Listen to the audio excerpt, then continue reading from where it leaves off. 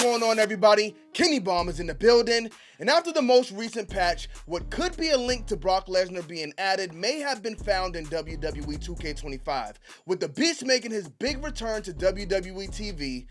Well, for one day at least. I think WWE 2K25 is the perfect time to get him added back. He already has a really good model that wasn't used in 24, so if 2K wants the best results the next time they push 25, what better way to get them than by adding the very controversial Beast Incarnate himself, Brock Lesnar. So what's the link, and when might we see him added? Let's talk about it. But first, I need y'all to help me out by dropping a like on this video. Just don't forget to smash that subscribe button, especially if you don't want to miss any updates on WWE 2K25. Now let's get into it.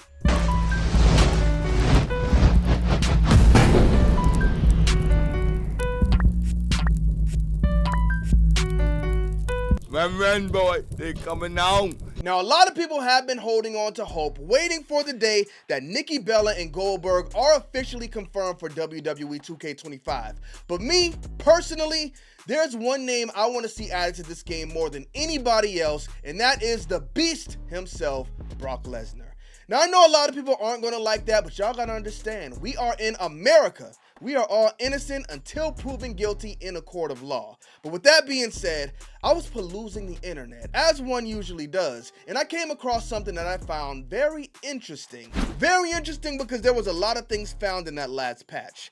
But the big story here actually is surrounding what was not found, because what was not found actually leaves a door open big enough for the Beast Incarnate to make his appearance in WWE 2K25. But before we get to that, you know we gotta go through a history lesson. Every year, about 7 months after release, 2K pushes that year's title out a second time with like a super release. If we look back to WWE 2K23, we got the Bad Bunny edition with the Bad Bunny Super Pack. The release date was on October 20th, so that's something you're going to want to keep in mind. The price was $9.99, so not expensive at all, and it included this Bad Bunny 23 model, an updated version of Bad Bunny. Along with this Bad Bunny model, unfortunately, everything else was pretty mid. We got a Bad Bunny Diamond Tier My Faction Evo card, which could upgrade to Pink Diamond. We got this Bad Bunny My Faction logo, nameplate, and background. We got this LWO Puerto Rico shirt part for a Superstar Creator, and we got 15,000 VC. Now, I understand for Bad Bunny fans, this was probably a really cool pack, but for wrestling fans, this is what we don't care about. The good news is, it was only $9.99, so if you wanted to soup up your 2K and have everything, you could buy this Bad Bunny Superstar pack for a pretty reasonable price. So that was it for 23. Now, I know Bad Bunny has an absolutely massive fan base, but I think the majority of us can agree that 23 pack was pretty mid. But in 24, it got a lot better. I love dark characters. I love Bray Wyatt. They released this Bray Wyatt edition pack, and the price again was only $9.99, and it was released on October 16th of 2024. So those are two key important points that you need to remember. The re-release usually happens in October, and they don't hike the price up, so we just pay $9.99 just like any other DLC pack if you didn't get the season pass. And this one was actually pretty jam-packed with some good stuff. We got Bray Wyatt Elite, which again, I'm not a big fan of the Elite figures, but if you like them, there you go. We got the Fiend 23, and we got Uncle Howdy 24. They also gave us the My Faction cards. We got the Firefly Funhouse My Faction Manager card. We got 67,500 VC, very much welcome, and we got the Fiend Championship title. So the bonus content we got in 2K23 wasn't good, in my opinion. The bonus content we got in 24 was a huge improvement, but based on what we're about to take a look at, I think the bonus content for 2K25 is going to blow those out of the water. So after the most recent patch, this was found by Witty Witterson and posted on the website formerly known as Twitter. Witty says, the bundle edition pack we normally get later on in the WWE 2K game cycle seems to be called the Farewell Tour Edition. This content is based on data found in the game files and may not appear in the final release. All details are subject to change. And yes, that is important to note. So based on what he found, we're pretty much speculating on what could be added. There's no guarantee this stuff is going to happen, y'all. So these are the exact notes he found. purchase the Farewell Tour Edition. The second one says, purchase the Farewell Tour Edition, then enter the island to access this item. So whatever we're going to be getting there is going to be island exclusive from what it sounds like, unless it's something we can unlock in Chapter 5 or whenever they release that. I don't know if it's released in October, then that is highly possible, and then you can use it in the game. But then it goes a bit further because Whitty tells us exactly what he found after he did some additional digging. And this is where the beast comes in. Mr. Witterson says, and I quote, "I did some digging and found that there's going to be 4 superstars in this pack.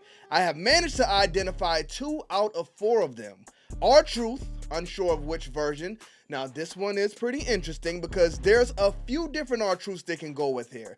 This is the Cena Farewell Edition. I think we could see R-Truth from that Saturday night main event when he came out with the John Cena My Time Is Now shirt on. We could see post-fired R-Truth, the one that got fired, came back, stood on top of the announcer's desk, cut all of his hair off, and then they completely dropped the story. I mean, it's still a new look for R-Truth, so I guess this one could be a possibility. The last one I could think of would be kind of tied into the island, but as we saw in the notes, it did say something would have to be retrieved on the island. We know R-Truth is a big character in pretty much all of the storylines, so we could be getting a throwback R-Truth like K-Quick. They also do a lot of time travel stuff on the island, so I could see them giving R-Truth something like that as well. The next thing he has listed here is John Cena from WrestleMania 41.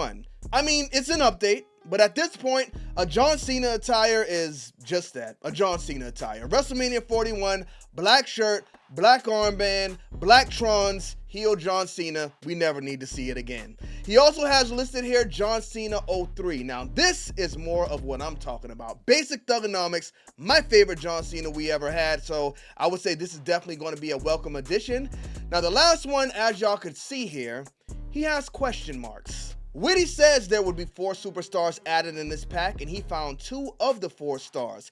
If you ask me, I think he found 3. I think the first one is going to be this R-Truth. The second one is going to be John Cena WrestleMania 41. The third one is going to be John Cena 03. But why wouldn't they have the 4th one in there? It's because they knew guys like Whitty Witterson would get in here, digging in the files, exposing everything for everybody to see. But like I said earlier, this is all speculation. We don't know. Here's how I see it.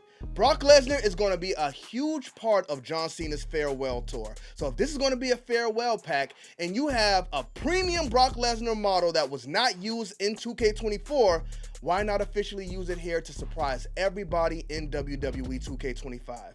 I don't know. Those question marks could tell a pretty interesting story. But will it come true? And do you guys even want Brock Lesnar in WWE 2K25? Let me know in the comment section. Just don't forget to drop a like on this video and smash that subscribe button if you have not already. Bomb Squad, let's get to that.